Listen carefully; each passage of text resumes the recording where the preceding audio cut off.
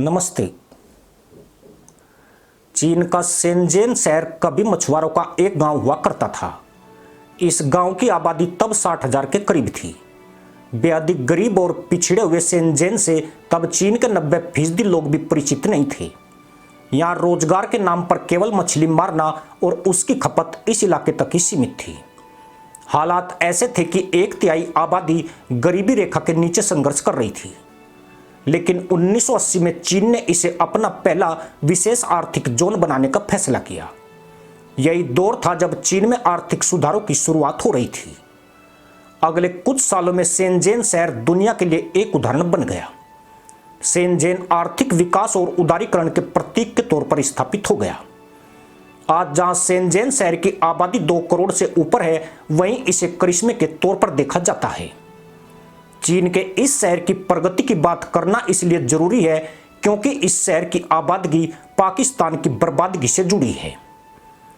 आज पाकिस्तान अगर गले तक कर्ज में डूबा है तो इसके पीछे शेनज़ेन की विकास कथा जिम्मेदार है।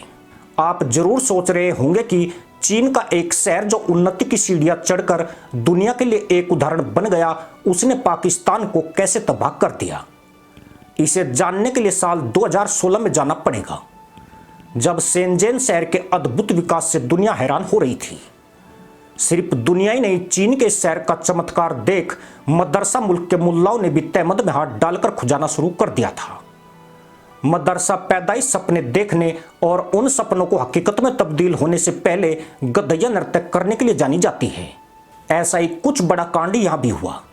पाकिस्तान ने अपनी जमीन पर भी चीन की मदद से शेनज़ेन शहर जैसा इलाका विकसित करने का ख्वाब देख लिया। यह ठीक उसी तरह की मुल्लाबाजी थी जब 2017 में भारत ने जापान के साथ बुलेट ट्रेन के लिए समझौता किया तो पाकिस्तान भी भागकर चीन से बुलेट ट्रेन मांगने चला गया था। पर चीन ने मदरसा मुल्क को उसकी हैसियत बताकर लौटा दिया। लेकिन पाकिस्तान में शेनज़ेन जैसा शहर बसाने को लेकर चीन ने उसे मायूस नहीं किया, बल्कि जाहिलों को उसने ख्वाब दिखाए कि शेनज़ेन तो छोड़िए, पाकिस्तान में दुबई जैसा शहर बनाकर दिखाएगा। मदरसा मुल्क की गंवारू और फटेरू कौम चीन के झांसे में आ गई। फिर नवंबर 2016 में तत्कालीन पीएम नवाज शरीफ ने एक ऐसे प्रोजेक्ट पर साइन किए जिसे उन्होंने नए दौर की सुबह करार दिया।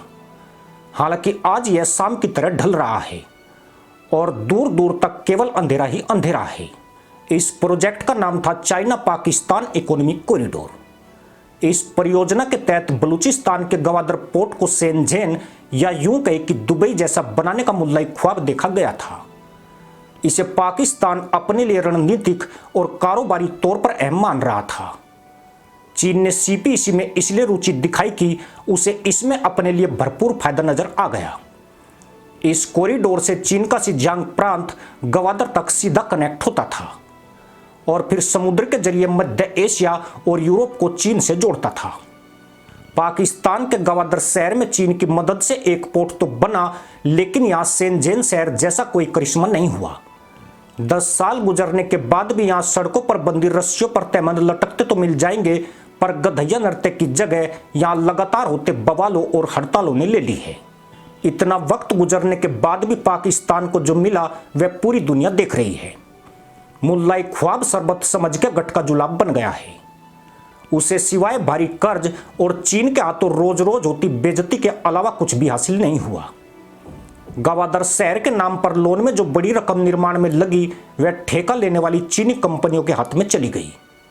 वहीं चीनी बैंकों से जारी हुआ लोन अब पाकिस्तान के सिर पर है, जिसे चुकाने की टेंशन में मदरसा पैदाइश तहमद को नाड़ों से बांधती नजर आ रही है। गवादर पोर्ट आज भी मालवाहक जहाजों के इंतजार में है, जबकि भारत के सहयोग से ईरान में बना चाबार पोर्ट पूरी तरह से रनिंग में है। लेकिन गवादर पोर्ट पर इक्का दिक्का जहाजी उतर रहे हैं। आज भी पाकिस्तान का सबसे अहम बंदरगाह कराची का ही है।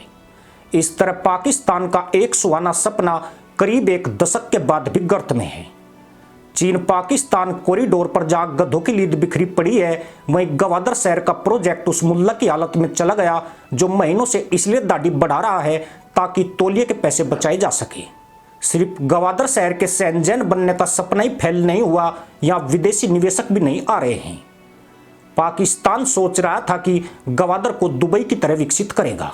दुबई आज दुनिया भर के लिए निवेश का केंद्र है, लेकिन आज तक गवादर उसके पास फटक भी नहीं सका है।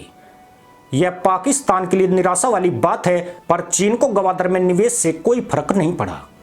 चीन ने जहां सीपीईसी में अब तक 27 अरब डॉलर का निवेश किया, वहीं उसने इस रकम का 1/3 सूद के रूप में पाकिस्तान से वसूल लिया। जबकि चीनी कंपनियां भी भारी मुनाफे के तौर पर 8 अरब डॉलर पाकिस्तान से निकाल कर ले गई।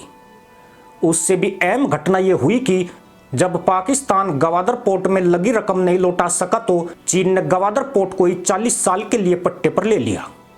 यानी अब यह पोर्ट चीन के हाथ में चला गया है और अब यहां पहुंचने के लिए देश के प्रधानमंत्री तक को चीन की परमिशन लेनी पड़ती है।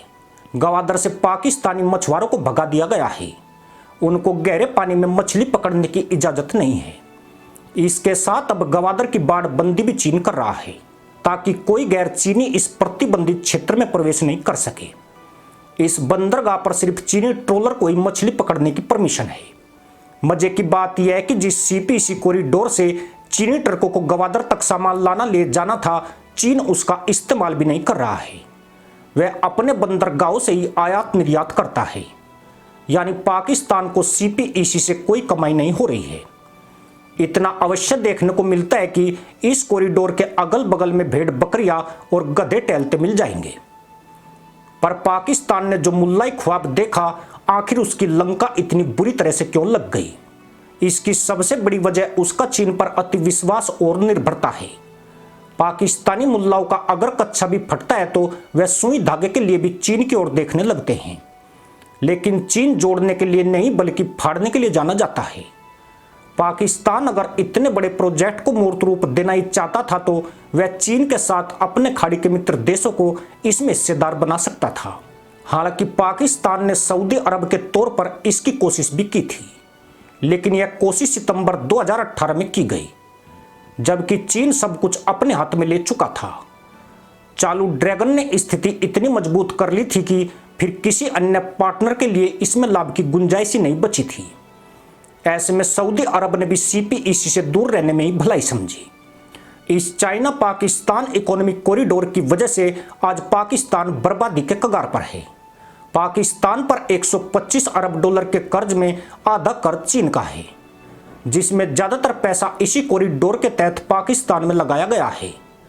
पाकिस्तान के यही हालात रहे तो वह कभी भी चीन का यह कर्ज नहीं चुका पाएगा। इसी के साथ अनुमति दोस्तों, जय हिंद, वंदे मातरम।